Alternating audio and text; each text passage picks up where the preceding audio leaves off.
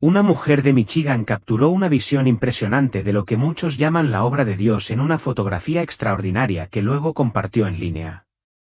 Al observar la imagen con atención, se puede ver cómo las nubes se unen suavemente para formar una cruz perfecta, mientras los rayos dorados del sol naciente brillan desde atrás. Es como si el cielo mismo pintara un mensaje en el cielo matutino. A lo lejos, sobre la antigua ciudad de Jerusalén, algo extraño se despliega en los cielos. Luces misteriosas, sonidos de trompetas y cruces resplandecientes han aparecido sobre la ciudad santa, presenciados por miles de espectadores atónitos. Algunos afirman haber visto una figura radiante descender de las nubes, rodeada de seres angelicales bañados en luz. Otros hablan de oír sonidos inquietantes, ecos que parecen provenir directamente del cielo.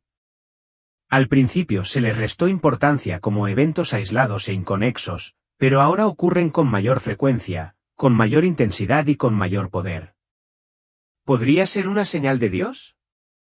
La Biblia habla de un tiempo en que los cielos anunciarán su regreso, cuando aparecerán señales para que todo el mundo las presencie. Y para muchos, lo que sucede en Jerusalén se siente inequívocamente divino. Estos no son fenómenos meteorológicos aleatorios ni efectos de luz. Parecen deliberados, poderosos y cargados de profundo significado. Algunos los llaman señales celestiales enviadas para despertar a un mundo adormecido. Otros advierten que no toda luz brillante en el cielo proviene de Dios. Sin embargo, hay algo innegablemente diferente en estos sucesos, reflejan exactamente lo que describen las Escrituras, señales en los cielos, luz de lo alto y momentos que conmueven profundamente el corazón humano. Podría ser este el comienzo de algo mucho mayor, pero eso fue solo el principio. Poco después de la aparición de las cruces, un fenómeno nuevo y asombroso se desplegó sobre el Monte de los Olivos, uno que dejó sin palabras incluso a los observadores más escépticos. Un rayo de luz brillante, inquebrantable y puro, atravesó las nubes y bañó una ladera lejana con un resplandor celestial. Entonces, en el corazón de esa luz, una figura comenzó a emerger. Flotaba silenciosamente en el aire, suspendida entre la tierra y el cielo, sin ascender ni descender. Su silueta era inconfundible, un hombre vestido de blanco puro, radiante por dentro, con los brazos extendidos en un gesto atemporal de invitación y bendición. Una presencia se conmovió profundamente en cada alma que contempló la visión, despertando algo sagrado y olvidado hacía tiempo.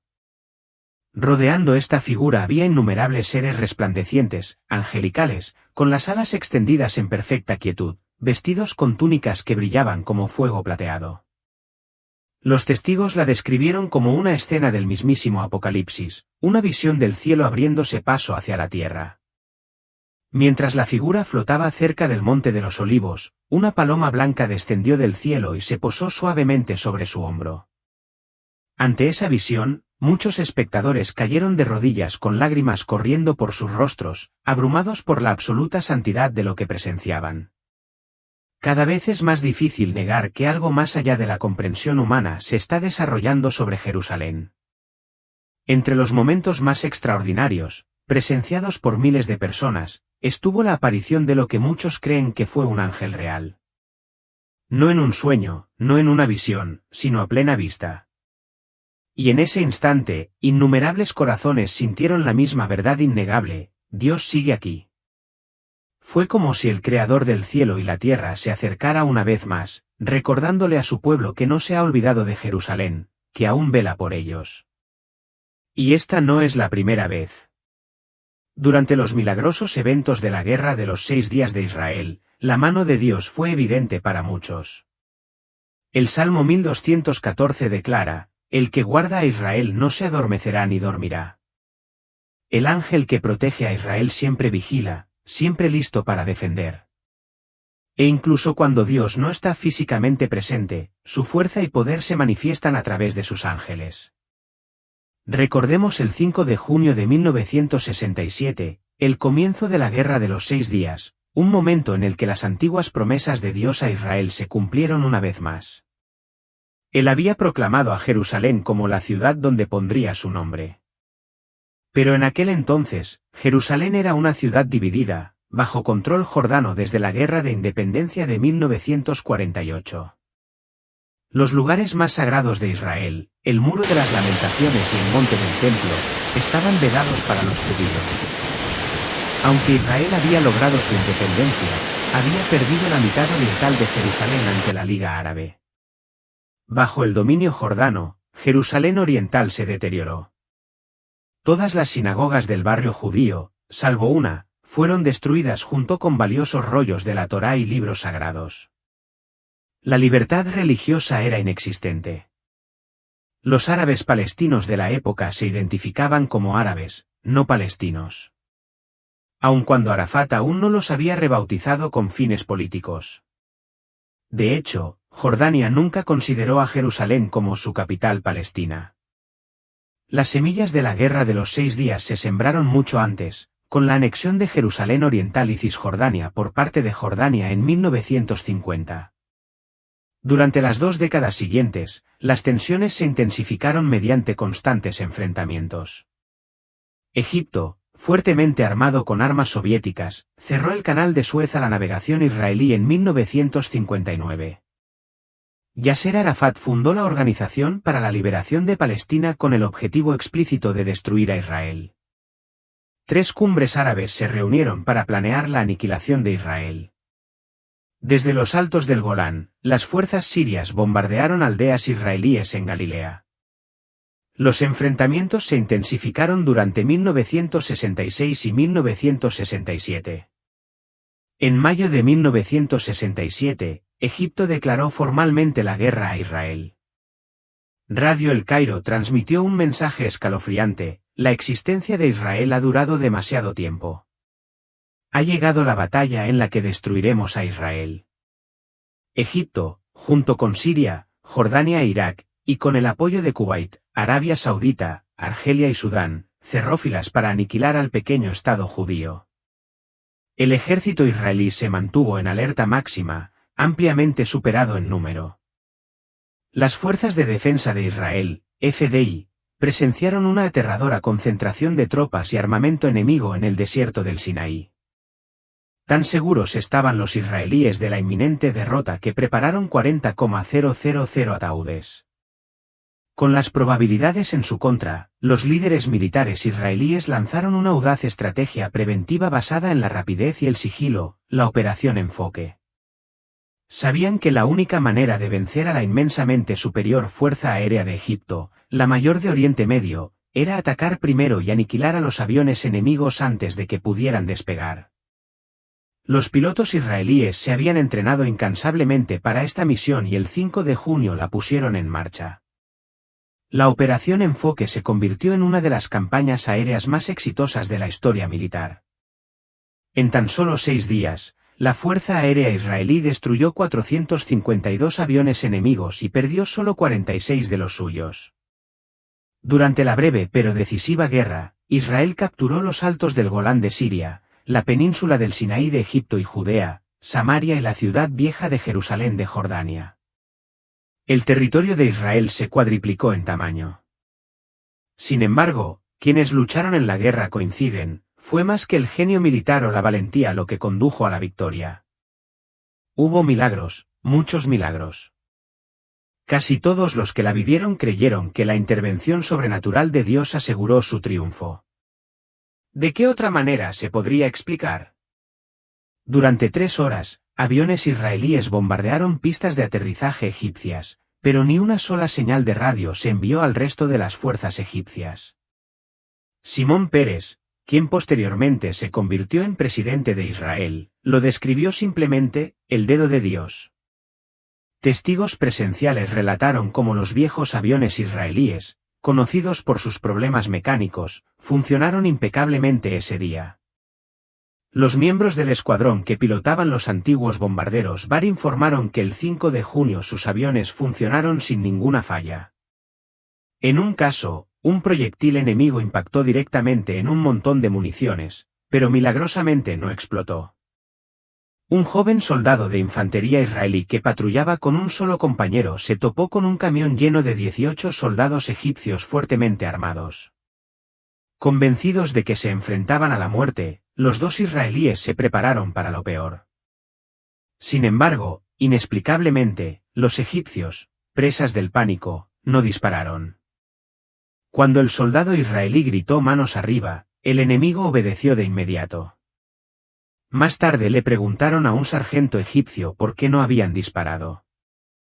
Su respuesta fue simple e inquietante: se me congelaron los brazos. Se me paralizó todo el cuerpo y no sé por qué. Los árabes no solo cedieron ante sus miedos, sino que también ondearon banderas blancas de rendición. Un comandante de tanque explicó más tarde que se rindió ante un número mucho menor de tanques judíos porque vio un espejismo en el desierto, una visión que le hizo ver cientos de tanques israelíes. Algunos corresponsales militares, incluso aquellos sin creencias religiosas, admitieron que esta guerra se libró con ayuda del cielo. Antes de la Guerra de los 6 días, el alcalde de Jerusalén, Teddy Koik, le había pedido a la vocalista Naomi Shemer que escribiera una canción en honor a Jerusalén para el Festival de la Canción de Israel en el Día de la Independencia de 1967. Ella aceptó y escribió el himno Jerusalén de Oro, que se convirtió en la primera canción escrita sobre la ciudad en 19 años de ocupación jordana. Un mes después, las victorias de la Guerra de los 6 días le dieron la oportunidad de componer un nuevo verso celebrando la reunificación de Jerusalén. Se convirtió en un éxito instantáneo. Jerusalén de Oro, la ciudad eterna, adorada tanto por judíos como por cristianos, la cuna de sus creencias, se erige como un hito trascendental en la historia mundial, donde el Dios de Abraham, Isaac y Jacob demostró una vez más su bondad con la tierra de Israel. Recordemos que casi 2 décadas de control jordano nunca impidieron que los judíos recordaran Jerusalén. El latido de su patria durante 3,000 años se consagró cada día, en cada oración, en cada nación del mundo donde los judíos estuvieron dispersos durante milenios. Basta con preguntar, sin la mano de Dios y la protección del arcángel Miguel, ¿cómo habría podido Israel convertir una derrota segura en una victoria majestuosa? Mientras Israel viajaba por el desierto, Dios nunca los abandonó. Permitió que el arcángel caminara cerca para acompañar a su pueblo. Al salir de Egipto, Dios comenzó a guiar a la nación con una columna de nube de día y una columna de fuego de noche. Estas no solo sirvieron para guiar a Israel por el desierto, sino también para asegurar que el ángel pudiera protegerlos siempre que fuera necesario.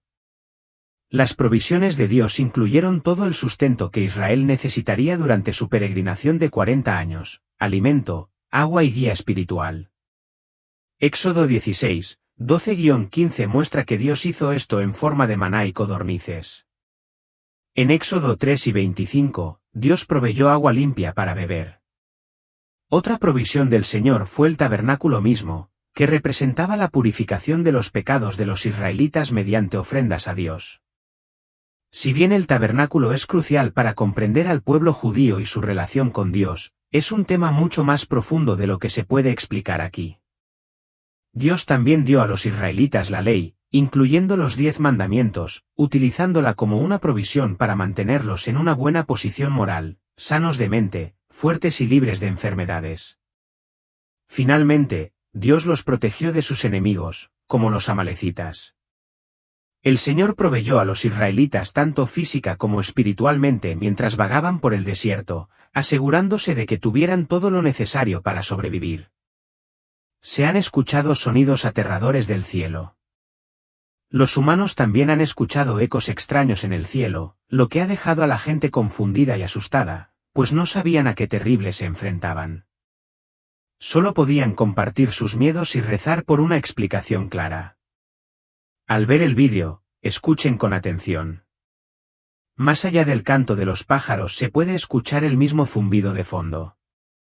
El sonido es tan bajo que es casi inaudible, pero es sumamente consistente. Normalmente, después de las 8 de la tarde, la gente de esta zona oía un zumbido muy bajo que se extendía en forma de onda. Algunos dicen que pueden oír el zumbido desde el norte del condado de Selovis. Las autoridades regionales han realizado investigaciones para encontrar el origen de este misterioso sonido. Al escucharlo, la gente se alarmó profundamente y buscó desesperadamente una explicación. Al no encontrar ninguna fuente natural ni artificial, comenzaron a preguntarse, ¿podría ser el sonido del Espíritu Santo? Los oyentes han descrito los sonidos como gemidos metálicos, armonías angelicales e incluso trompetas que retumban desde el cielo. Algunos dicen que es un sonido celestial, como el rugido de aguas impetuosas o quizás el sonido de Dios mismo. Durante casi una década, estos sonidos se han reportado en todo el mundo. Muchos creen que los sonidos son las trompetas de los ángeles de Dios. Una advertencia del fin, una señal de la presencia de Dios en la tierra. Nos recuerda el momento en que Dios se hizo oír en el monte Sinaí, entregando la Torá al pueblo de Israel, y también cuando el Espíritu Santo descendió sobre los seguidores de Jesucristo. Algunos creen que los sonidos de las trompetas anuncian el principio del fin, la apertura de los 7 sellos. Existen muchas teorías, desplazamientos de las placas tectónicas, pequeños terremotos, cambios en el núcleo de la Tierra, erupciones solares, extraterrestres, un dios enojado, incluso el sonido de un meteorito aproximándose, sonidos extraños en el cielo, predicadores profetizando el fin del mundo, cientos de pájaros cayendo del cielo, sequías, erupciones solares y rumores de un inminente impacto de meteorito. ¿Podrían estos sonidos parecidos a trompetas ser las señales del Apocalipsis que se avecinan? Apocalipsis 4:1 dice, después de esto miré, y he aquí una puerta abierta en el cielo, y la primera voz que oí como de trompeta, que hablaba conmigo, dijo, sube acá, y yo te mostraré las cosas que sucederán después de estas. ¿Podrían ser estos sonidos la voz de ángeles anunciando los últimos días y el regreso de Cristo a la tierra? Muchos creen que este zumbido es el sonido de una trompeta, mientras que otros objetan, diciendo que el sonido de la trompeta sería más fuerte y claro, no este zumbido bajo y apagado. Pero, ¿quiénes creen que sí es la trompeta del cielo? Dicen que no se oiga con claridad no significa que no sea el sonido de una trompeta. Quizás se nos permita oírlo de otra forma. Si realmente es el sonido de una trompeta, es muy probable que sea una señal de los últimos días. Las explicaciones más probables para estas trompetas celestiales, bíblicamente hablando, serían que son fenómenos naturales o provocados por el hombre. Si estos sonidos no identificados son obra de bromistas, el efecto de cambios en el campo magnético terrestre o la evidencia de una siniestra conspiración global, lo cierto es que simplemente no lo sabemos. Nadie sabe con certeza qué papel, si es que alguno, desempeñarán las trompetas celestiales en el fin de los tiempos. Pero sí sabemos esto. Los días previos al rapto estarán marcados por una creciente maldad y una propagación generalizada de falsas enseñanzas. Después del rapto, el engaño y la maldad empeorarán aún más. La única manera de escapar de esta confusión es nacer de nuevo, vivir con la esperanza del inminente regreso de Jesucristo por su Iglesia. La séptima trompeta suena por fin tras una emocionante introducción que nos presenta a los 2 testigos proféticos de Dios, quienes se enfrentarán al anticristo durante 3 años y medio. Apocalipsis 11:15-19 finalmente anuncia el juicio de la séptima y última trompeta y el tercero. Sin embargo, lo que sigue no es un acto o evento de juicio inmediato, sino un anuncio culminante sobre el resultado y la importancia de dicho juicio. Así como el juicio del séptimo sello reveló los juicios de las 7 trompetas, el juicio de la séptima trompeta revela los juicios de las 7 copas. Echemos un vistazo tras bambalinas, en un sentido espiritual, entre Dios, Satanás y otros personajes y factores clave a lo largo de la historia, preparándonos para los momentos culminantes al final de la tribulación. Se revelarán los resultados de la séptima trompeta, los juicios de las 7 copas. ¿Por qué el apóstol Juan tarda tanto en pasar de los juicios de las trompetas intermedias a los juicios de las copas finales? La respuesta no es necesariamente porque habrá una larga pausa entre estos 2 juicios. En cambio, debemos centrarnos en la gravedad y seriedad de lo que está a punto de suceder. Existe un sentido muy real en el que este momento, el fin de la tribulación, es el gran clímax hacia el que se encamina toda la historia y el plan redentor de Dios. Por esta razón, este momento merece un ritmo más pausado y una perspectiva ampliada desde múltiples ángulos. Debe leerse y comprenderse desde las dimensiones celestial, terrenal, histórica y espiritual, utilizando métodos tanto literales como alegóricos para lograr un mayor impacto. Antes de considerar este próximo intermedio, escuchemos primero el anuncio del juicio de la séptima trompeta. Fuertes voces en el cielo declaran algunas noticias alentadoras. Entonces, el séptimo ángel tocó la trompeta, reanudando la descripción de Juan de los 7 juicios de las trompetas de Apocalipsis 9. Él había descrito previamente el juicio de la sexta trompeta en Apocalipsis 9 y 13. Y ahora se oyeron fuertes voces en el cielo, voces que contrastaban marcadamente con la media hora de silencio que siguió a la apertura del séptimo sello. Juan no nos dice exactamente de quién eran estas voces, pero es razonable creer que pertenecían a aquellos que ya había presentado antes de que se rompiera el séptimo sello. Si estas fueran las voces que Juan oyó, no habría sido un mero ruido, habría sido un grito poderoso y resonante. Y en efecto, estas fuertes voces gritaron: los reinos de este mundo han venido a ser de nuestro Señor y de su Cristo, y Él reinará por los siglos de los siglos. Probablemente John escuchó este anuncio triunfal no como una explosión única, sino como un cántico creciente, como las voces resonantes de una multitud en un evento deportivo que se hacen más fuertes ola tras ola. Esta es la declaración de la victoria final del Padre y del Hijo juntos por medio de Cristo. Primero el Mesías sufriente y Cordero, ahora el Mesías conquistador, el León del Apocalipsis. Es a través de él que el Padre establecerá su autoridad plena y final sobre todos los reinos unidos de la tierra. Las palabras no hablan de algo completado, sino de algo inminente, de algo que está a punto de suceder. Con los próximos 7 juicios de las copas, Cristo cumplirá lo que parecía estar dispuesto a comenzar durante su entrada triunfal en Jerusalén antes de la crucifixión, cuando entró en la ciudad como para ser coronado rey de Israel. Esa coronación no ocurrió entonces, pues él fue crucificado. Pero llegará el día cuando suene la séptima trompeta, cuando él dará un paso adelante para tomar el lugar que le corresponde en el trono de David, no solo sobre Israel, sino sobre el mundo entero. Y aunque las naciones intentarán resistir, fracasarán. Lo que es aún más asombroso y reconfortante es esto: él no solo tomará autoridad completa, sino que la mantendrá para siempre. Una vez que él comience a reinar, nunca renunciará a su poder. Él será rey eternamente. ¿Y qué pasa con los sonidos? Los sonidos extraños e inexplicables en el cielo, a menudo descritos como terremotos celestiales, son señales desconcertantes. Generalmente se oyen como explosiones profundas y estruendosas o como ráfagas parecidas a trompetas sin un origen claro que resuenan desde arriba. La gente dice oírlos incluso cuando no hay nubes visibles, no hay tormentas cerca y ninguna explicación parece encajar. Los sonidos son tan fuertes que sacuden las casas, hacen vibrar las ventanas y los objetos.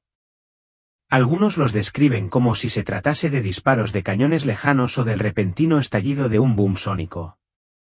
Los científicos han sugerido causas: meteoritos, eyecciones de masa coronal, escapes de gas, colapso de masas de tierra, tormentas distantes, terremotos, explosiones en canteras o pruebas militares secretas.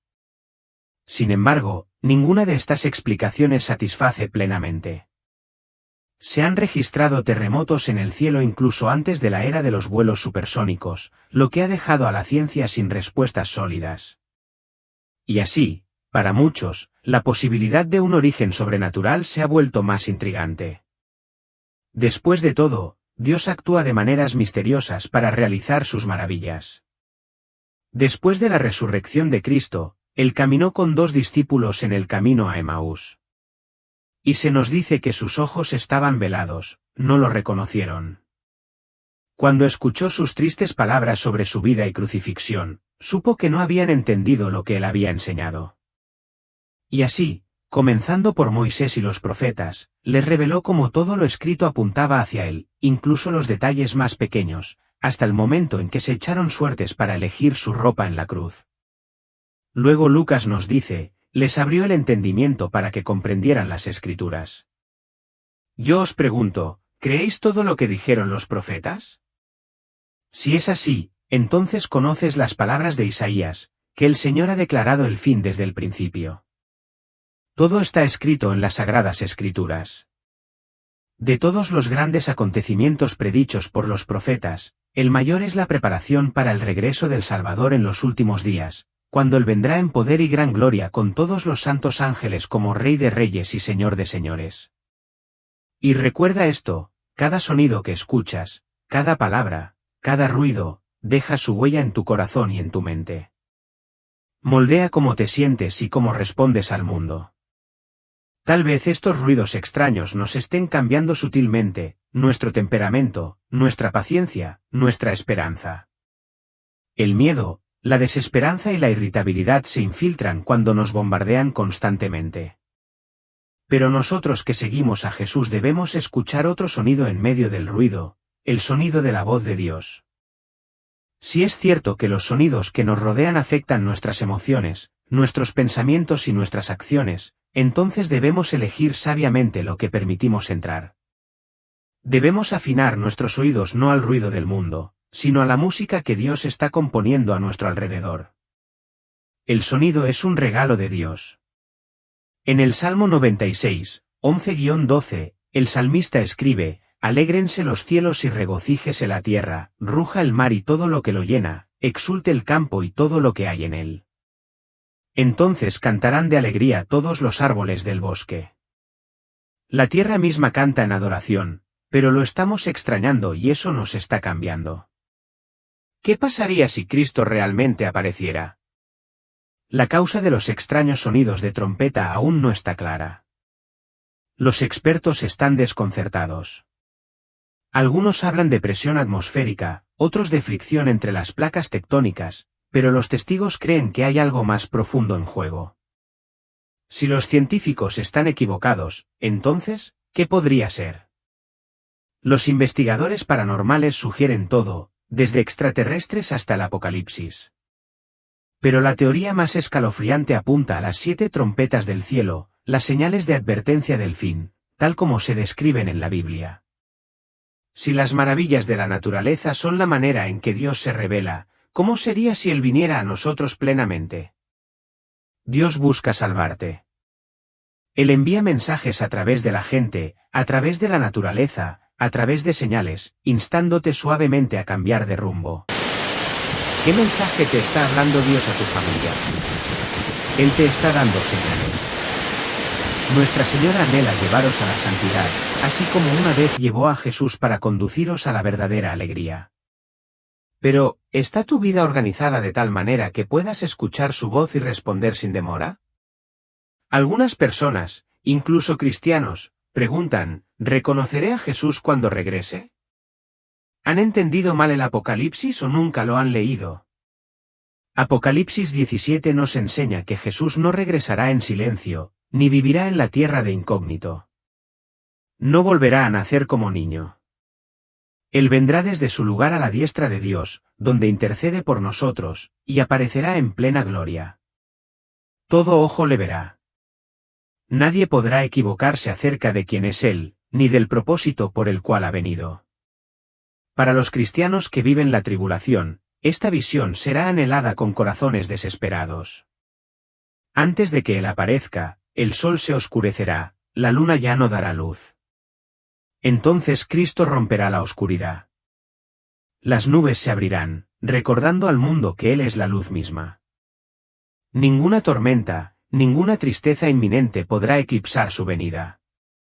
Su regreso será impresionante, magnífico, inconfundible. Los cielos serán su escenario. Los que sufren, los perseguidos, los fieles sentirán que su corazón se llena de una alegría inefable, como un desierto refrescado por la lluvia largamente esperada. El mensaje de Apocalipsis 17 es este: Jesús regresará y cada alma, cada persona lo sabrá. Reconocerán no solo su rostro, sino la verdad de quién es Él, el Señor Todopoderoso. Para aquellos que no creen, la Biblia es una advertencia.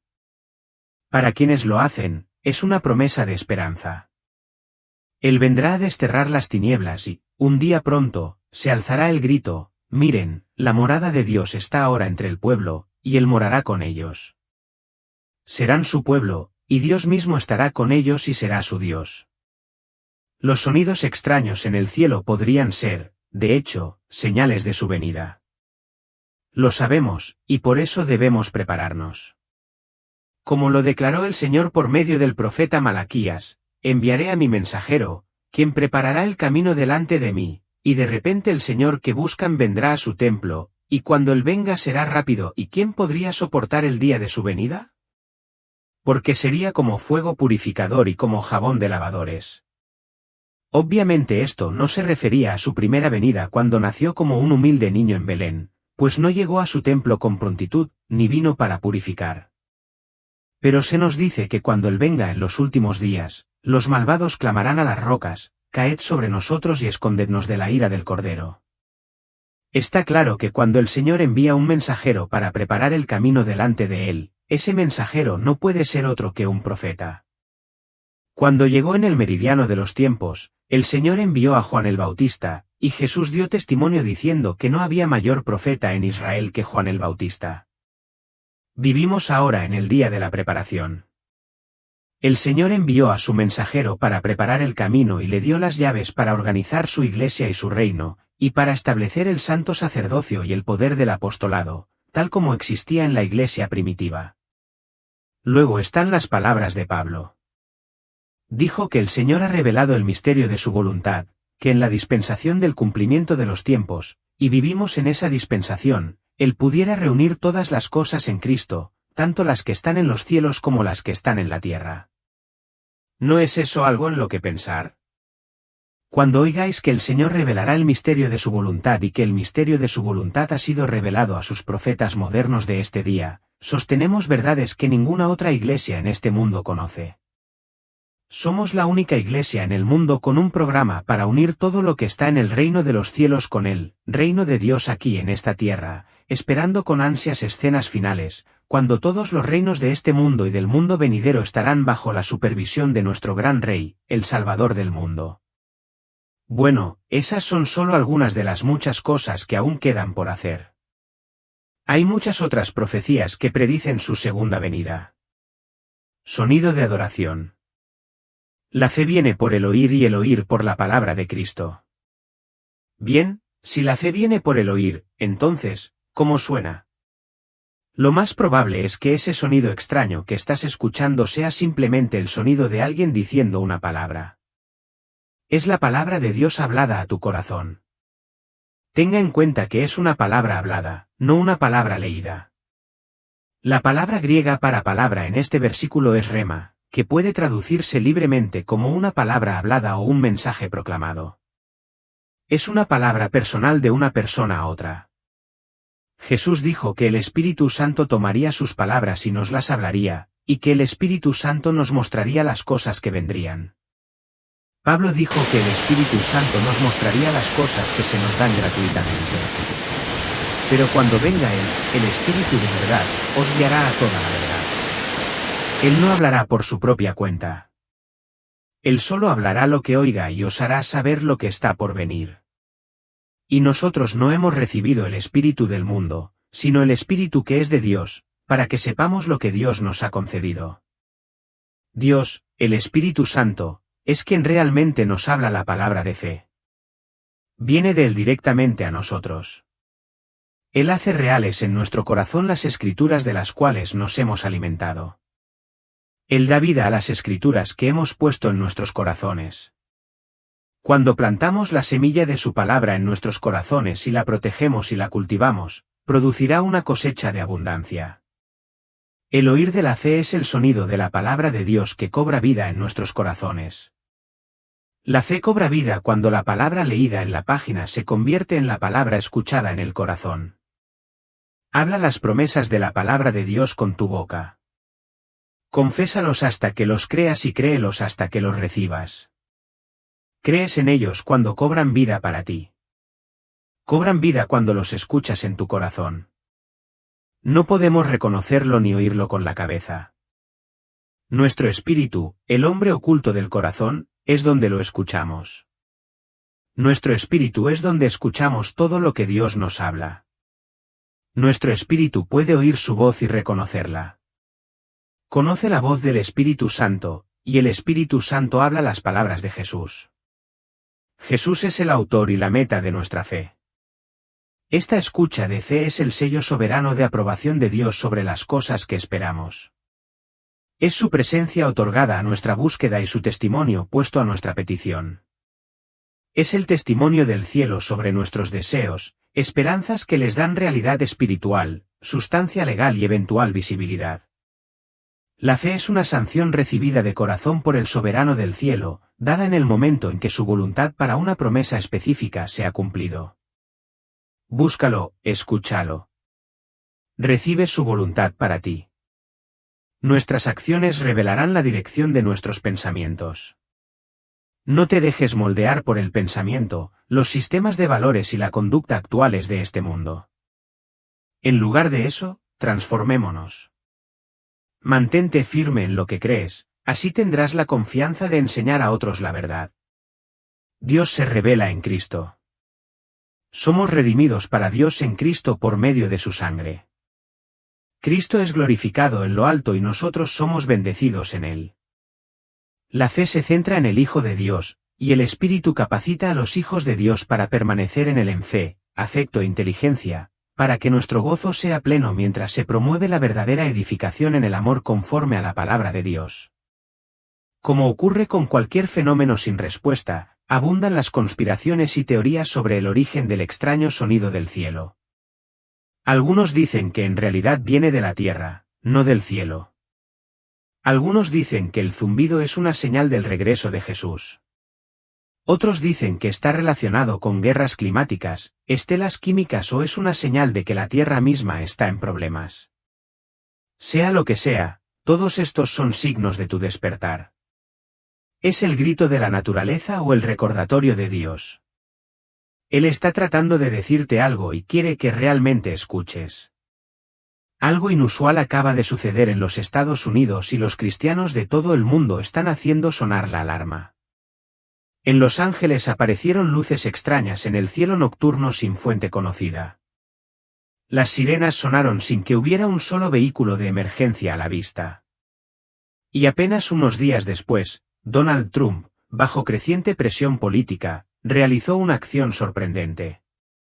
El caos está creciendo en las calles de Estados Unidos. La división se está profundizando y ahora lo que muchos llaman una señal de Dios ha aparecido justo en el corazón de la tormenta. Es la guerra espiritual hecha visible. ¿Podrían estas señales ser parte de lo que Jesús nos advirtió acerca de los últimos días? ¿Qué acaba de pasar en Estados Unidos? En todo Estados Unidos está estallando el caos de maneras que no hemos visto en décadas. Pero mientras los medios de comunicación se centran en la política, las protestas y el conflicto partidario, hay algo mucho más profundo sucediendo debajo de la superficie, un temblor en el reino espiritual. Una señal divina de que el cielo está tratando de llamar nuestra atención. Algo extraordinario acaba de suceder en los Estados Unidos y está sacudiendo a los creyentes hasta sus cimientos. No fue solo un movimiento político, no fue una protesta más, fue una colisión entre el caos terrenal y la advertencia divina. Y todo empezó en California. En medio de la creciente tensión por la aplicación de leyes migratorias, estallaron protestas masivas en Los Ángeles. Lo que comenzó como indignación política rápidamente se convirtió en algo mucho más intenso. Las calles se inundaron de manifestantes. Los incendios iluminaron el cielo nocturno. La violencia estalló. Se desplegaron policías montados y escuadrones antidisturbios. El gas lacrimógeno llenó el aire, pero en medio de todo esto ocurrió algo extraño. Varios testigos afirmaron haber visto nubes anormales formándose en lo alto, formas que parecían espirales, anillos y extraños destellos de luz. Aunque no se pronosticó ninguna tormenta, la gente informó haber escuchado sirenas durante la noche, pero no había coches de policía ni ambulancias, solo los sonidos resonantes e inquietantes. Y para aquellos con discernimiento espiritual no fue coincidencia. Me pareció una advertencia, una señal de Dios. Mientras tanto, Donald Trump anuló al gobernador de California, Gavin Newsom, y desplegó 300 tropas de la Guardia Nacional en la región. Fue un desafío directo a la autoridad estatal, el tipo de acción federal rara vez vista en la historia de Estados Unidos. Tradicionalmente, un gobernador estatal tiene control total sobre su Guardia Nacional. Pero Trump evitó ese tema alegando la ilegalidad y una amenaza a la estabilidad nacional. El gobernador Newsom lo calificó de provocación peligrosa y acusó a Trump de utilizar la crisis para aumentar la tensión, pero Trump no se echó atrás. Según fuentes cercanas al expresidente, este cree que Estados Unidos se dirige hacia un gran colapso y que ahora son necesarias medidas drásticas. En la Biblia, Romanos 13 habla de Dios levantando líderes en tiempos de caos para frenar el mal y ejecutar la justicia. Muchos creyentes ven a Trump, con sus defectos, siendo utilizado como un instrumento en esta hora profética, al igual que Ciro en el Antiguo Testamento, quien no era parte de Israel, pero fue utilizado por Dios para cumplir los planes divinos. Trump está siendo posicionado en el centro de una batalla mucho más grande que la política, y las señales están en todas partes. En Mateo 246-8, Jesús advirtió: oiréis de guerras y rumores de guerras. Una nación se levantará contra otra nación. Habrá hambrunas y terremotos en diversos lugares. Todo esto es el principio de los dolores del parto. Pero no se detuvo allí. Él dijo, a través de Lucas 9:25, habrá señales en el sol, en la luna y en las estrellas. En la tierra, las naciones estarán angustiadas y perplejas a causa del rugido y el agitarse del mar. ¿Es eso lo que está pasando ahora? Porque ahora mismo California, el epicentro de la cultura estadounidense, está sumida en un caos espiritual. Y en el momento en que Trump se inmiscuyó en el caos, algo cambió. Se trazaron límites, no políticos, sino proféticos. Algunos dicen que todo es política, pero para quienes están despiertos en el espíritu, esta es una batalla por el alma de Estados Unidos. Una nación que una vez estuvo dedicada a Dios, ahora está al borde del juicio.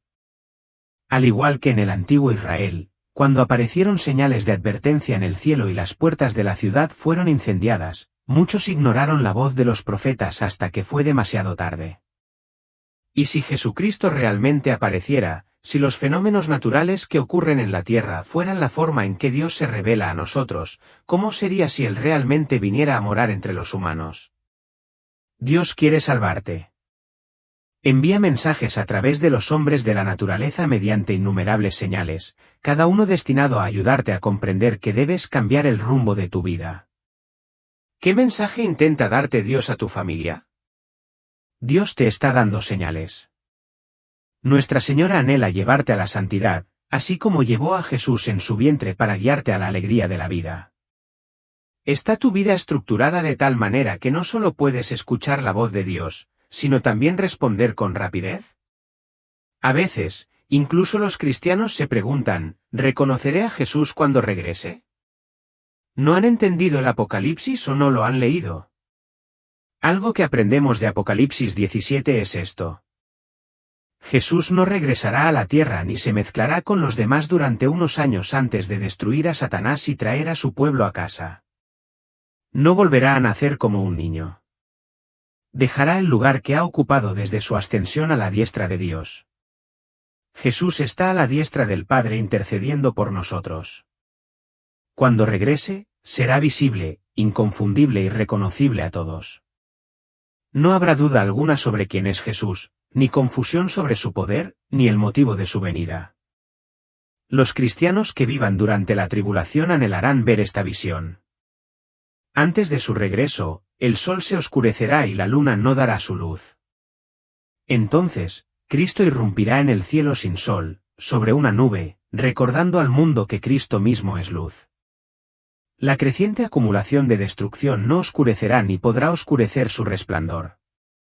El regreso de Cristo será impresionante, magnífico, inconfundible y dramático, con el cielo como telón de fondo. Él llenará los corazones de quienes sufren por su nombre de alegría y un alivio inimaginable, como una nube de lluvia que se cierne sobre un desierto árido. La verdad más importante de Apocalipsis 17 es que Jesús regresará y todos sabrán quién es. No solo lo reconocerán como Jesús, sino que también comprenderán quizás demasiado tarde, que Él es verdaderamente el Señor Todopoderoso. La Biblia debería servir de solemne advertencia a quienes no creen en Cristo para salvación. Jesús regresará para cumplir su promesa, librar la tierra de la oscuridad. Esta misma visión es un estímulo para los cristianos que un día exclamarán: miren, la morada de Dios está ahora entre el pueblo y Él morará con ellos. Serán su pueblo y Dios mismo estará con ellos y será su Dios. Caminamos por fe, no por vista. En tiempos como estos, cuando el caos llena los titulares, debemos aferrarnos a lo eterno. Si sientes un peso en el corazón y el mundo se oscurece con cada amanecer, anímate. Jesús no nos ha abandonado. El cielo lo ve todo. Cada llanto en la noche, cada oración susurrada en silencio, cada injusticia que queda impune. Él lo ha visto todo. Y mientras muchos aún duermen, un remanente permanece despierto. Escuchan el llamado a interceder, a arrepentirse, a ponerse en la brecha, porque Dios no es neutral, es justo. No toma partido, toma el control. Busca a quienes no se dejen llevar por el miedo ni el cansancio, sino que mantengan sus lámparas encendidas, incluso cuando la noche parezca interminable. Este no es momento para que la Iglesia se calle. Es momento de orar por la paz, sí, pero también de clamar por la justicia, para que la rectitud amanezca, para que la corrupción sea expuesta, para que los inocentes sean defendidos y para que los orgullosos sean humillados. No ponemos nuestra esperanza en los hombres, por muy poderosos que parezcan. Ponemos nuestra esperanza en el Rey que viene, aquel cuyo nombre es fiel y verdadero. Así que no te rindas ahora. No te desanimes por lo que ven tus ojos. Camina por fe. El cielo no guarda silencio. El regreso del Rey está más cerca de lo que creemos. El día del juicio, la razón por la que el Evangelio de Jesús es tan valioso es que ofrece un gozoso rescate del juicio furioso. La Biblia habla de la furia de la ira de Dios Todopoderoso. Sin embargo, la Biblia también exalta la verdad de que Jesús nos libra de la ira venidera. Es Dios Padre mismo quien envió a Jesús para rescatarnos de su justo juicio. Dios demuestra su amor por nosotros en esto: siendo aún pecadores, Cristo murió por nosotros. Si ahora hemos sido justificados por su sangre, cuanto más seremos salvados del de la ira de Dios. Si un eclipse solar total señalara el comienzo del día del juicio, ¿qué sucedería después? ¿Cómo podría el mundo soportar semejante día? La Biblia declara que Dios ha establecido un día en el que se propone juzgar la tierra habitada. Este día del juicio, también conocido como el juicio final, es cuando Jesús, el Hijo de Dios, juzgará a vivos y muertos antes de destruir el cielo y la tierra antiguos, corrompidos por el pecado. El pecado se puede definir como cualquier cosa que se oponga a la voluntad y la ley de Dios. Incurrir en pecado es desobedecer o abusar de sus leyes. Dado que el impulso a pecar reside en la naturaleza humana, la humanidad se corrompe, impulsada por las inclinaciones inmorales que habitan en todos. Esta es la consecuencia de la caída en el jardín del Edén. Antes de crear su nuevo cielo y su nueva tierra, Dios debe eliminar todo lo que pudiera producir o transmitir pecado a su nueva creación. Jesucristo actuará como juez del juicio final. Como dice la Biblia, además, el Padre a nadie juzga, sino que ha confiado todo el juicio al Hijo. Todos los escépticos serán juzgados por Cristo ante el gran trono blanco. Se enfrentarán al castigo según sus obras. La Biblia es clara: los escépticos acumulan venganza contra sí mismos y Dios pagará a cada persona según sus obras. En el juicio final, el destino de los malvados e incrédulos será determinado por Dios Todopoderoso, quien evaluará a cada uno según el estado de su alma. Las Escrituras declaran que Jesucristo juzgará a toda persona que haya vivido. Quienes rechacen su oferta de salvación se enfrentarán al juicio del trono blanco, la última parada de los incrédulos antes de una eternidad de separación de la presencia de Dios. Los creyentes también comparecerán ante Jesús.